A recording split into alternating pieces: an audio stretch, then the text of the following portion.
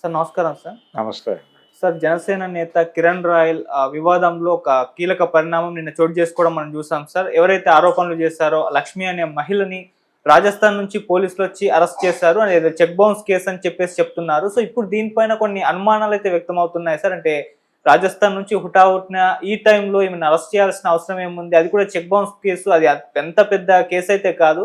దీని వెనకాల పవన్ కళ్యాణ్ గారు ఏమైనా ఉన్నారా? ఆయనే కిరణ్ రాయల్ ని కాపాడడానికి ఈ ప్లాన్ చేశారన్న విమర్శలు అయితే వినిపిస్తున్నాయి. వైసీపీ నుంచి కూడా ఈ విమర్శలు రావడం చూస్తూ ఉన్నాం సార్. మరి దీనిపైన మీ ఒపీనియన్, నిజంగా ఇది ప్లానా లేకుంటే అది జరిగిందా? మీరేం చెప్తారు సార్?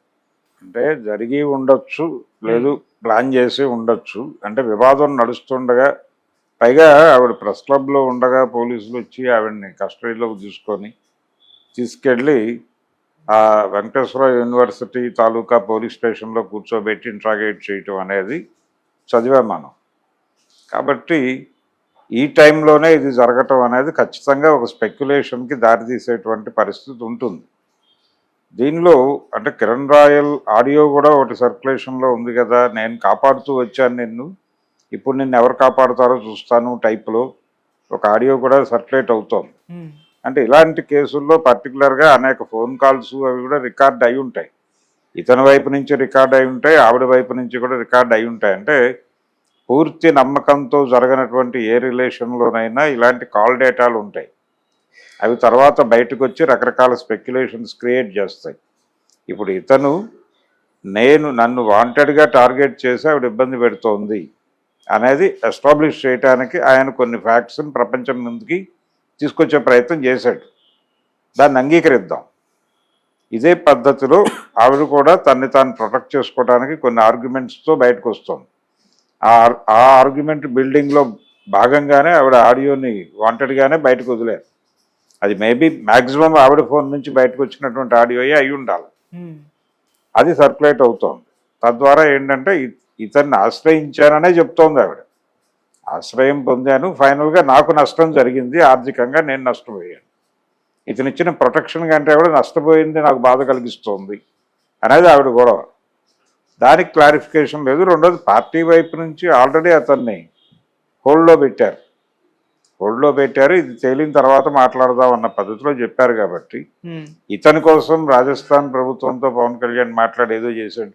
పవన్ కళ్యాణ్ ఇన్వాల్వ్ అయి ఉంటాడని నేను అనుకోవడం లేదు. కానీ ఈ కేసు ఆల్రెడీ అతను పర్సూ చేస్తున్నాడు కాబట్టి కిరణ్ రాయల్కే కొంత జ్ఞానం ఉండుంటుంది.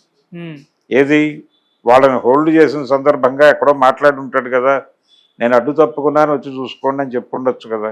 ఓకే, ఆ సందర్భంగా వాళ్ళు కదిలి వచ్చి తీసుకెళ్ళటం లాంటిది ఏదో జరిగి ఉంటుంది. సో అక్కడ పవన్ కళ్యాణ్ ఇన్వాల్వ్ చేయాల్సినటువంటి అవసరం లేదు. అతను జనసేన నాయకుడు ఇన్ఛార్జ్ అయినప్పటికీ కూడా స్ట్రైట్ అవే పవన్ కళ్యాణ్ ఇన్వాల్వ్ చేయాల్సినటువంటి అవసరం అయితే లేదు. ఓకే, పవన్ కళ్యాణ్ రోల్ ఉందా లేదా అనేది కాదు చర్చ. కిరణ్ రాయల్ ఎలా ఆర్గనైజ్ చేశాడు అనే దిశగా గనక ఆలోచిస్తే ఇది టోటల్గా అతని రెస్పాన్సిబిలిటీ. దీని నుంచి బయటపడిన తర్వాత నీ విషయం ఆలోచిస్తామని చెప్పేవాళ్ళు కాదు. ఇది గనక ఉండుంటే, అతన్ని ప్రొటెక్ట్ చేసుకునే ఆలోచన పార్టీకి ఉండుంటే డెఫినెట్గా ఆ ప్రకటన చేయకుండా అతన్ని ప్రొటెక్ట్ చేయడానికి ఏం చేయాలో అది ముందే చేసి ఉండేవాడు. ఈ గొడవలన్నీ తెలుసు కదా, అతనికి ముందే తెలుసు కదా. ఈ అమ్మాయి తన మీద దాడి చేస్తోంది, అది పీక్స్కి ఎడుతోంది అనే విషయం తెలిసి తను అక్కడ గేట్ ఓపెన్ చేశాడు, వాళ్ళు వచ్చారు. ఇప్పుడు క్లియర్గా పిక్చర్ అర్థమవుతోంది. ఈ ఆడియో బయటకు వచ్చిన తర్వాత కొంతవరకు ఇలా జరగడానికి అవకాశం ఉంది అనేది ఒక ప్రాపర్ సీనిక్ ఆర్డర్ రెడీ అయింది. దీని ప్రకారం ఈ కోణంలో నుంచి చూస్తే కిరణ్ రాయలే బాధ్యుడు అవుతాడు. అంటే ఈ లెవెల్ స్కీమ్ వేసాడంటే ఏదో మేరకు అతనికి ఇన్వాల్వ్మెంట్ ఉండుంటుంది, లేకపోతే స్థిరంగానే ఉండేవాడు కదా. తను స్థిరంగా లేకుండా దీనికి మసిబూసి మారేడికాయ చేయడానికి ఒక ప్రయత్నం చేస్తున్నాడు ఇంటెన్షనల్గా. ఇంత ఇంటెన్షన్ చూపిస్తున్నాడంటే ఎక్కడో ఇతని తాలూకా లింక్ ఏదో, ఒక క్రైమ్ లింక్ ఏదో అక్కడ ఉంది అనేది అర్థమవుతుంది. అందుకని ఇలాంటి పనులు చేయకూడదు. ఇది వాళ్ళు కౌంట్ చేసుకుంటారుగా పార్టీకి కూడా. ఇప్పుడు వైసీపీ వాళ్ళు దాడి చేయటం వలన ఇది జనసేన పార్టీ అంతర్గతమైనటువంటి వ్యవహారంగా మారిపోయి, వాళ్ళ పరువుకి సంబంధించిన వ్యవహారంగా మారిపోయి ఒక చర్చకి దారితీస్తుంది కదా. అది ఇబ్బందికరం.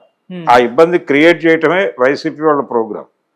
అందులో భాగంగానే వాళ్ళు దాడి ఓపెన్ చేశారు. ఇప్పుడు దానికి ఏం సమాధానం చెప్పాలనేది పార్టీ ప్రోగ్రాం, ఇతనికి సంబంధం లేదు కిరణ్ రాయల్కి. ఇప్పుడు పార్టీ ఎలా రియాక్ట్ అయినా ఇతనికి ప్రమాదం. అందుకని అనుకోకుండా అన్కాన్షియస్గా ఒక వివాదంలో ఇరుక్కున్నట్టుగానే ఉంది పరిస్థితి. ఆయన చెప్తున్నట్టుగా అంత ప్లెయిన్గా లేదు. ఆయన పూర్తి స్థాయి శుద్ధపూస అనుకోవడానికి కూడా అవకాశాలు కనిపించడం లేదు. ఈ జరుగుతున్న పరిణామాల్లో కొంత ఎక్కడో అతని షేర్ కూడా ఉంది. ఈ ఆడియోల రూపంలో కానీ మరో రూపంలో కానీ బయటకు వస్తున్న వాస్తవాలు అతను ఏదో మేరకు చొరవ చూపించాడు, ఏదో మేరకు అతను లింక్ ఉంది అనేది అయితే ఎస్టాబ్లిష్ అవుతుంది. దీని మీద ఏం జరుగుతుంది అనేది పోలీసు విభాగం చూడాల్సిన పనే. ఆవిడ లక్ష్మి గారు పోలీస్ డిపార్ట్మెంట్ ఎలా నడిపిస్తారు ఈ కేసులు అనేది చూడాలి. ఓకే సార్, ఇక్కడ వైసీపీ కూడా ఫుల్ యాక్టివ్ అయిపోయింది ఈ ఇన్సిడెంట్ తోటి అని అనుకోవచ్చు. ఎందుకంటే వాళ్ళు ఫుల్ రైజ్ చేస్తారు ఇష్యూని, అండ్ ఇటు లైలా ఇష్యూని కూడా, రెండింటినీ కూడా సేమ్ టైంలో వాళ్ళు బాగా రైజ్ చేయడం, ఇంపాక్ట్ చూపించడం. అంటే YCP social media Jaganmohan Reddy గారు కార్యకర్తలకు భరోసా ఇచ్చిన తర్వాత రైజ్ అయిపోయిందని అనుకోవచ్చా సార్? మీరేం చెప్తారు? అంటే ప్రతి పార్టీకి సోషల్ మీడియా సైన్యం, ట్రోల్ సైన్యం ఉంది. పెయిడ్ ఆర్టిస్టులు వీళ్ళందరూ, పెయిడ్ ఆర్టిస్టులు కాదు, పెయిడ్ టీమ్సే వీళ్ళందరూ వేతన జీవులే. ఓకే, వీళ్ళందరికీ వేతనాలు ఇచ్చి వర్క్ ఫ్రమ్ హోమా లేకపోతే ఒక ఆర్గనైజ్డ్ ఆఫీస్ నుంచి జరుగుతుందా అనేది పక్కన పెడితే ప్రతి పార్టీకి ట్రోల్ సైన్యం కలదు. వాళ్ళు అలా గుచ్చితే అక్కడ యాక్టివిటీ మొదలైపోతుంది. వాళ్ళ రెగ్యులర్ ప్రోగ్రామే అది.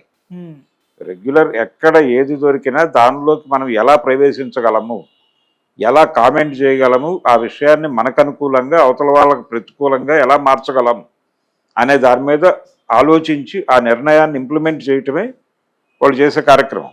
ఓకే, అది సక్సెస్ఫుల్గా చేయగలుగుతున్నారు.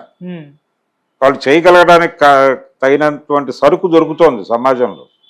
దొరికినప్పుడు చేయకపోతే నేరం అవుతుంది. చేయటం అనేది ప్రాపర్గానే ఉంది కదా, యాక్టివ్గానే ఉన్నారు, పని మీద ఉన్నారు అనే అనుకోవాలి. అంటే పేమెంట్స్ అందుతున్నాయని కూడా అనుకోవచ్చు.